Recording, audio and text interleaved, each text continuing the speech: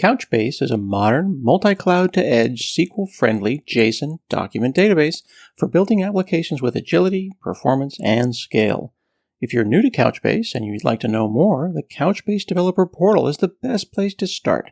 It's loaded with tutorials, videos, and documentation, as well as best practice tips, quick start guides, and community resources, including the Couchbase Developer Community Forum. Ready to get started developing on Couchbase? Visit couchbase.com/HanselMinutes. That's couchbase.com/HanselMinutes.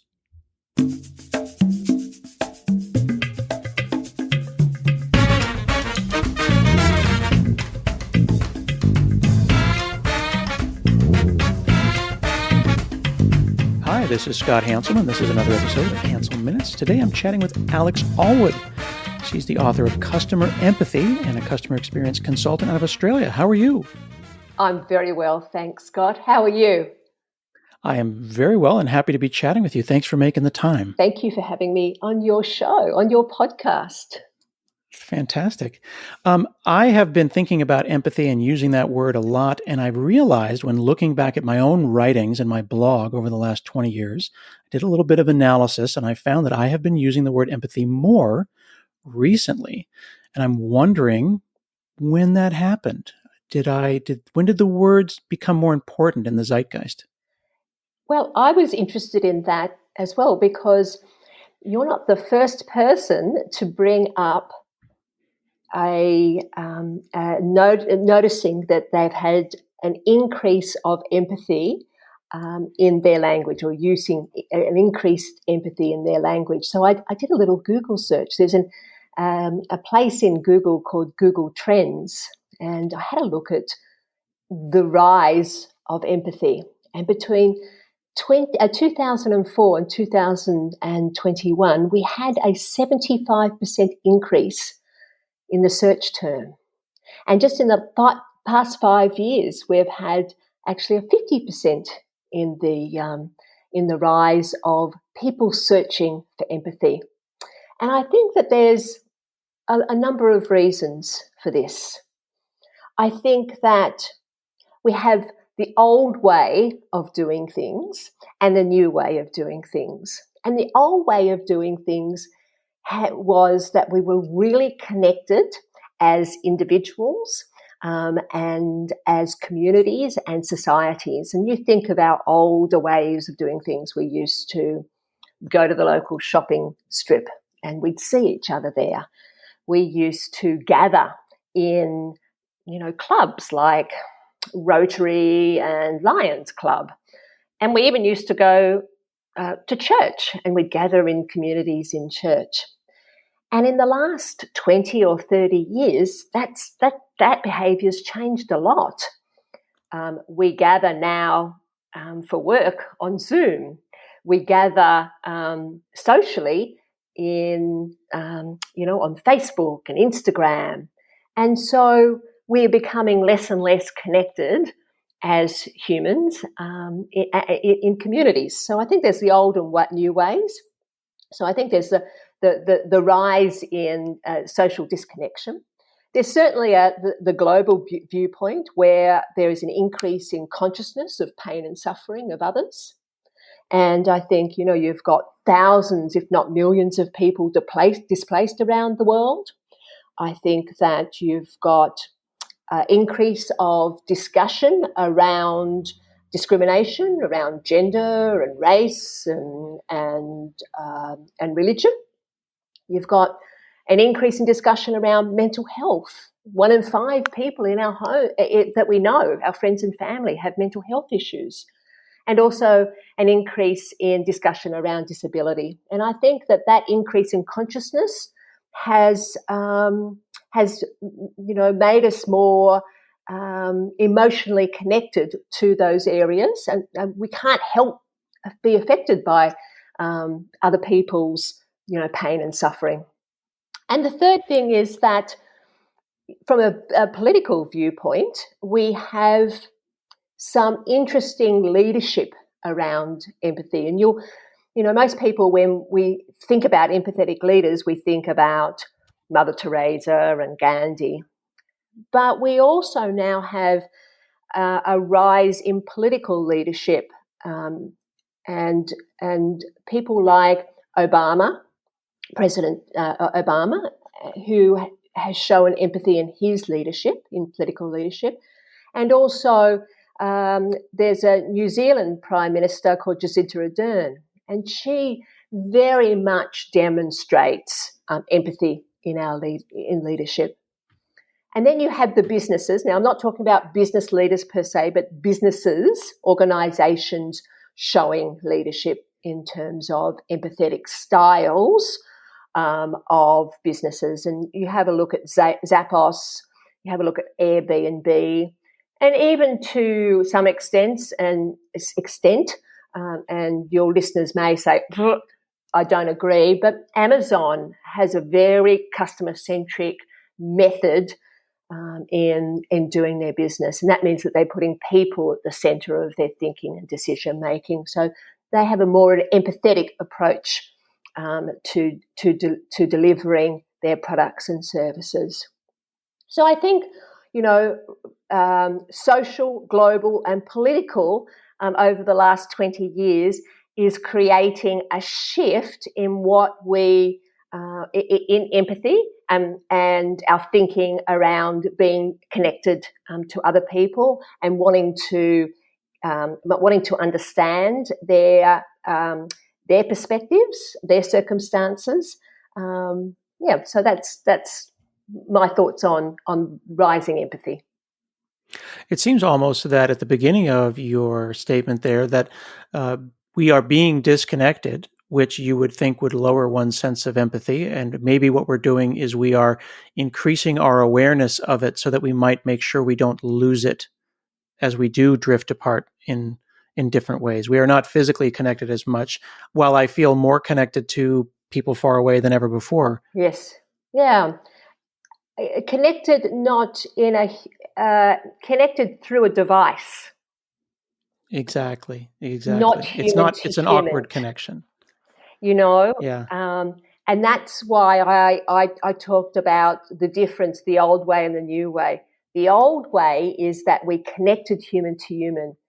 We could feel each other emotionally, socially, physically. We can't do that. And the story that we put into social media may not be reflective of our true selves. And when we have empathy at play, we just naturally can spot the fakes, who's not being, genuine in their storytelling, who's not, storytelling with integrity. And that's the wonderful thing about empathy, that deeper connection, that human to human connection. In your book, Customer Empathy, and folks can check it out at customerempathy.com, and I'll be sure to include links in the show notes. You've got an interesting quote from Dev Patnaik, the author of Wired to Care, where he says that when you're in a building with central heating and cooling, you have perfect temperature. And that's lovely, but it cuts you off from clues about the weather outside. Could you talk about that as a metaphor for how we feel about organizations and they're being cut off from the weather outside? I like to call this an empathy deficit, because we've really built our organisations to be more and more disconnected from our customers. We've built organisational structures around productivity and efficiency. And so we have now, organisational leadership hierarchy. We have teams sitting in business units, sitting in departments, sitting in divisions, and we're building this so that, our employees have less and less connection with the people they serve, and that's their customers. In actual fact, our employees don't serve our customers, they serve internal teams. A lot of employees now sit behind computers, behind desks, and they do that day in and day out. In fact, most employees in an organisation have not spoken or listened to a customer ever. Most senior people in business have never spoken to a customer. And yet on day, they're making decisions on behalf of their organisations for customers, which are directly going to impact customers. I think that, I know that, that customers and employees are very much treated like numbers. We talk about, when we talk about customers and employees, we talk about key performance indicators. We talk about scores. We talk about operational metrics. And we talk about financial measurement. And that's how we look at our customers. That's how we talk about our customers. And if I was to ask a CEO, do you treat your customer just as a number? And would you advocate that across your business? He'd say, or she'd say, no, definitely not. Yet our language in the organisation is all focused on numbers and scores and metrics. We have, and please, they do have their place. I'm just saying, predominantly, that's our language. That's the way that we talk about our customers.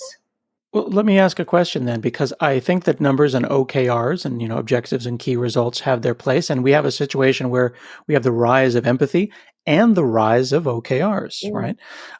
My team at the company that I work at has an OKR, which is a number, yes. But we've tried to infuse a bit of empathy in it. And I'm curious what you think, yes. Where increasing customer happiness is one of our OKRs, but it does ultimately come down to a score, which is called an NPS value. It's like basically a survey, a series of surveys. And we do what are called call downs, where we talk to customers, interview them, but ultimately we can't just give verbatims. We can't just give nice quotes from the customers and feed that to the leadership. So how do I balance my desire to have a human connection with the business need for a number? Well, for your audience, because not everybody is a corporate employee, what are OKRs? Just so that we're moving away from that. Yeah, and 3-letter acronyms. Yeah, thank you. Sorry, and just fleshing out that for listeners. Right. So you can correct me if I'm wrong, but you have an objective, a business objective that might be to ship a product or to do something with a particular business. And then that objective has a series of key results. And key results is just a number that we're assigning to something to give it meaning. So an objective might be make it so people learn your software better. And a series of key results might mean ship 2 new classes and 3 new books and 4 new videos. Yep. And then you either meet those numbers or you don't. And presumably these roll up into business success. Yes.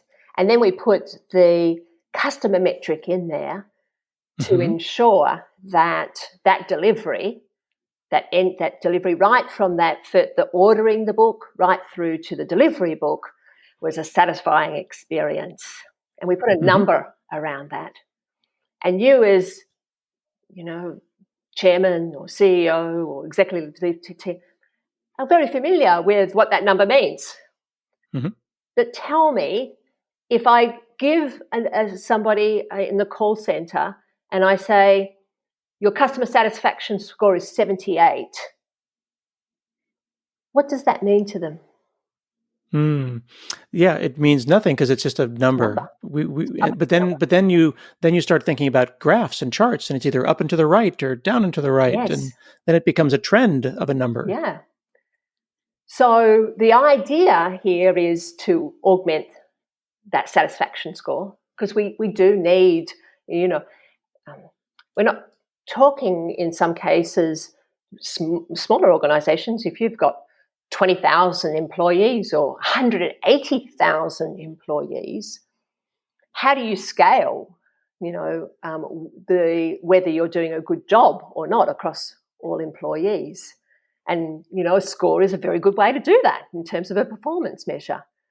So what I'm advocating for is to augment those scores with ways that we can connect employees with customers. And that's not necessarily front-facing teams. That is those teams that are supporting those teams. the customer-facing teams are dealing with customers all the time. The support teams are not. And so how do we get them to put customers at the centre of their problem-solving and decision-making? Mm-hmm. You point out in the book that empathy is lost in silos, and then as you get deeper and deeper into the company, there become departmental silos that may feel like they're all cooperating and working towards a singular goal, but it becomes actually internal competition, and the customer is nowhere to be seen. Yes, and that comes back to the point that I made initially, where the role of those departments is to support their teams. So they're not customer facing, their customers are internal teams. And so how do you take a customer perspective if you're serving internally? You have no external input. You have no customer perspective to put into the center of your decision making. And so the decisions become very internally focused, rather than taking the customer's perspective and weighing up an internal perspective and a customer perspective in your decision making. Mm-hmm. So then these numbers, these customer satisfaction scores and net promoter scores that are all intended to make customers feel better, end up just being a number that we chase.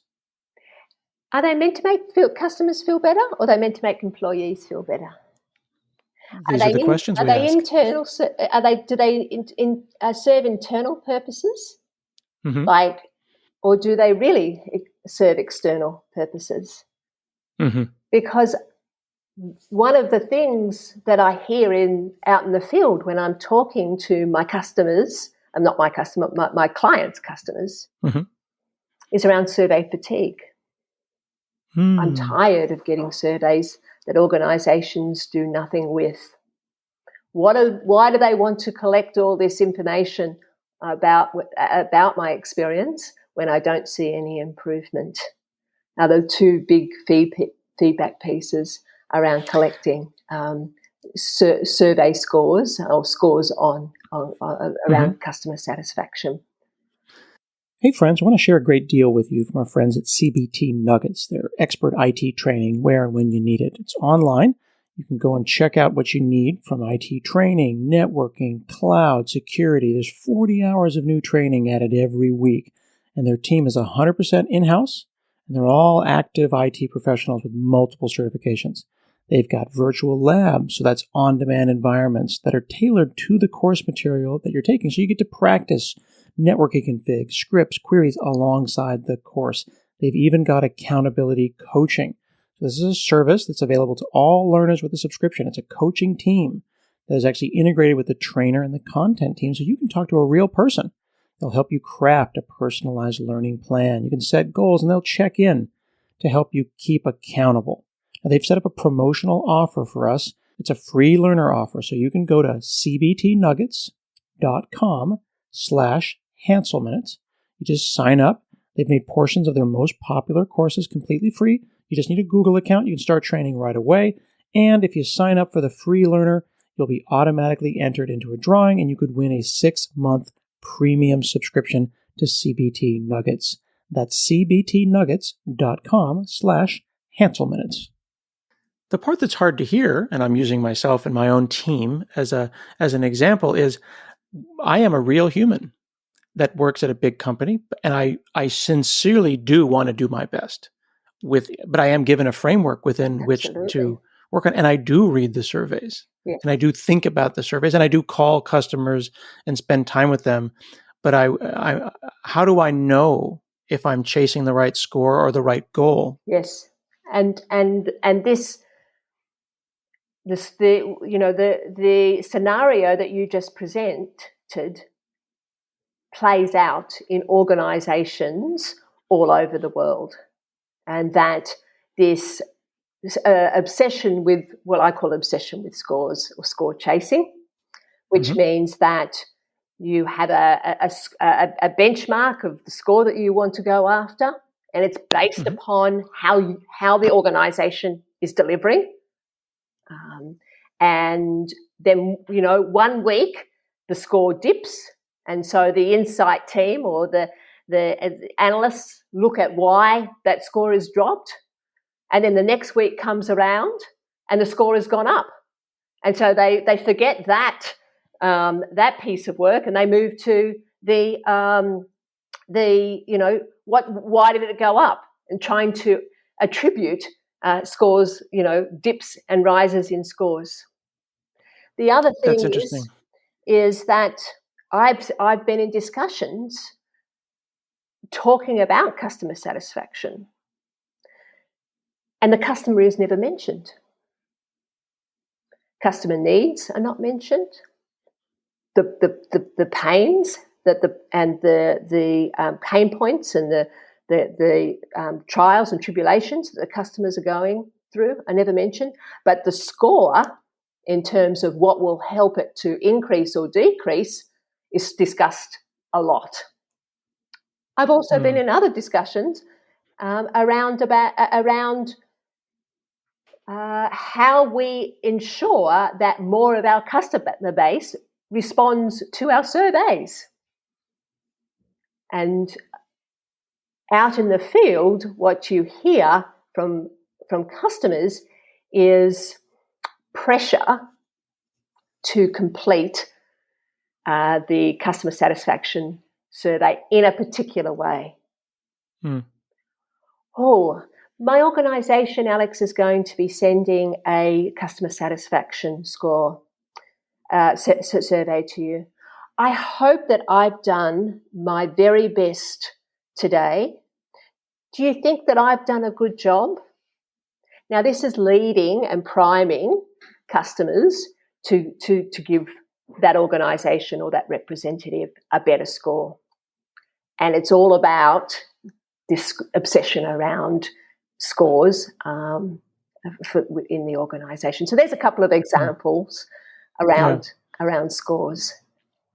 It's that 5-star rating, and if someone gives you a 4, you're like devastated, aren't you? Why? What am I going to do? What can I do with a 4? And it's like, it was fine. The ride was fine. Yeah. There's a local car mechanic that calls us and says, if you can't give us a 5, call us first. Well, there you go. And it's pretty clear that it's going up to corporate, and they're deathly afraid of getting anything less than a 5. And they've ultimately just reduced us to numbers, which is really very sad. And you actually talk about. Are they really interested? Mm-hmm, yeah, they're not. They've stopped being interested because they're in the hamster wheel at that point. Yes. Yeah. Now you talk about this in your chapter on storytelling and showing, and the most effective way to understand a customer's perspective is augmenting these scores with the customer's stories. And you feel it's really, really important for everyone, including leadership, to walk in the customer's shoes. I do. And there are lots of great ways to start to really hear the customer's story, listen to the customer's story.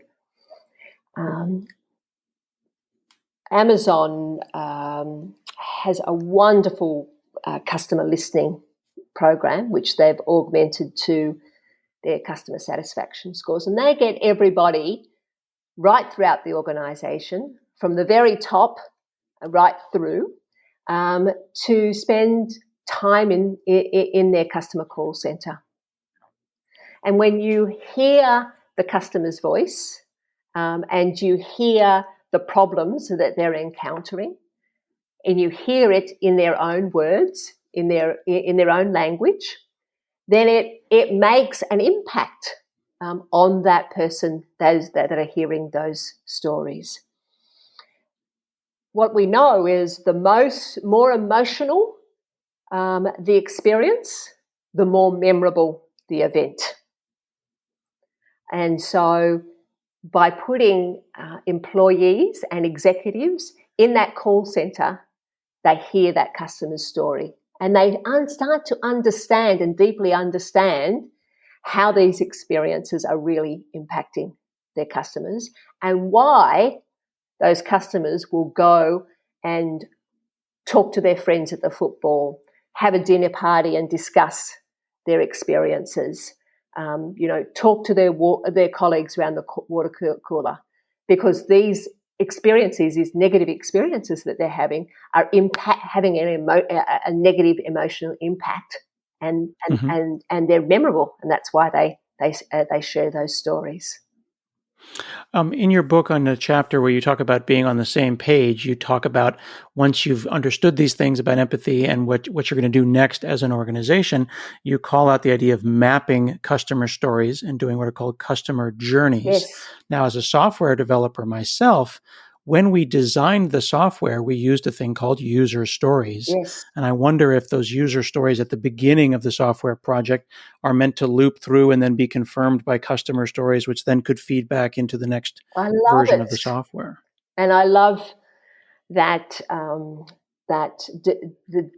development community has been using user stories, and the agile community has been using user stories. I call them customer stories. For a long time in their work.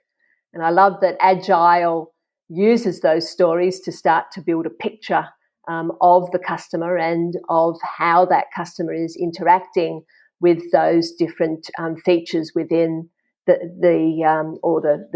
products or services that are being built.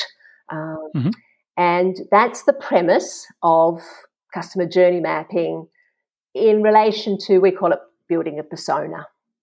And so we build personas, which are representative customer segments, before we start our journey mapping.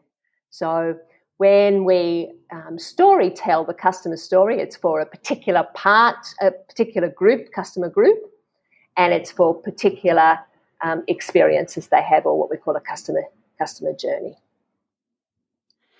Is a journey map an archetype that's built from n number of customer stories?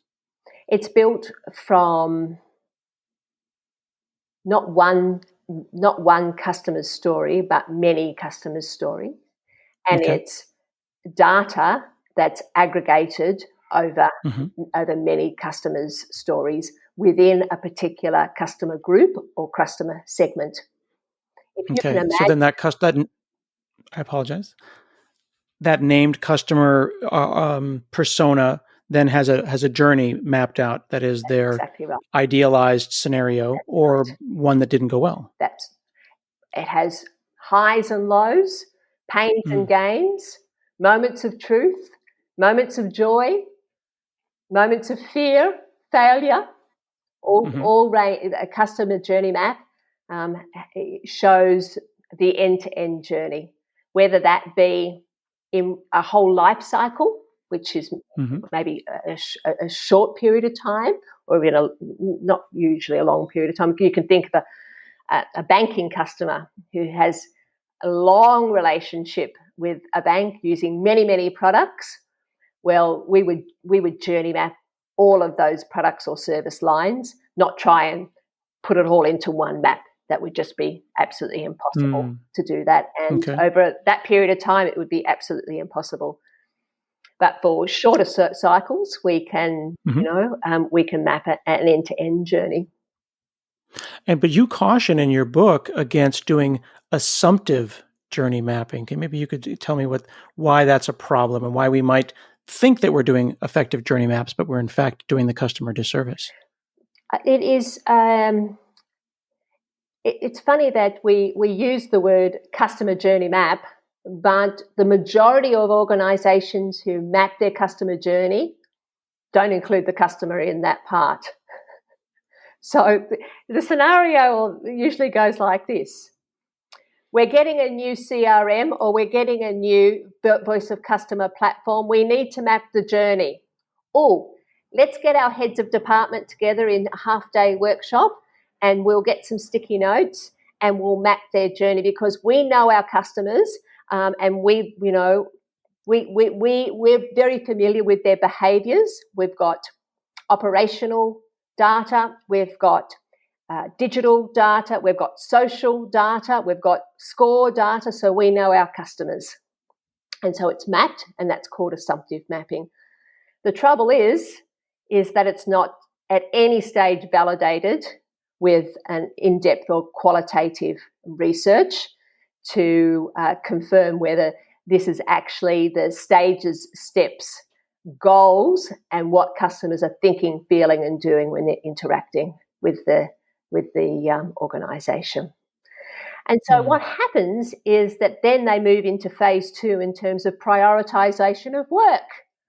And they prioritise on making things better for customers or innovating particular touch points which they think that are painful.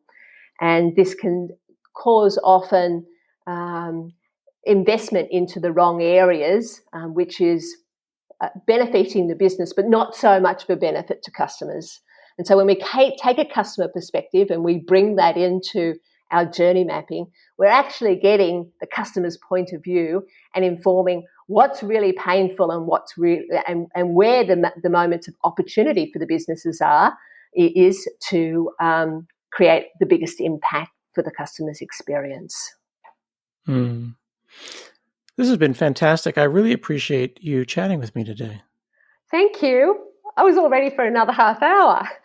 I'm ready for another half an hour as well, but I'd have to change the whole format of the podcast and then it'd become 90 minutes of great fun. I really enjoyed our discussion and you asked such wonderful questions. Thank you. Thank you so much. That's actually the best compliment that one can give a podcast host, because having empathy not only for the podcast listener, but for the person who is taking their time and calling in from overseas to chat with me is super important. So I'm glad I did not waste your time. Not a waste at all. And I celebrate somebody who can be curious to ask questions, because we need to do more of that in business. We need to, we need to promote and celebrate people who ask questions and be curious about things, about why. And we need to also promote people to be great listeners. And that means stop what you're doing, have an open mind, and get ready for a new perspective. So thank you. And you are certainly an empathetic soul. So thank you for asking me some great questions and being open to hearing what I have to say about empathy. Thank you so much. Alex Allwood is the founder and principal consultant of a customer experience management consultancy, and she teaches people in business how to develop and strengthen those customer empathy skills that we've been talking about. And I would encourage you to check out Customer Empathy. That's Alex's second book, and you can see it at customerempathy.com. This has been another episode of Hansel Minutes, and we'll see you again next week.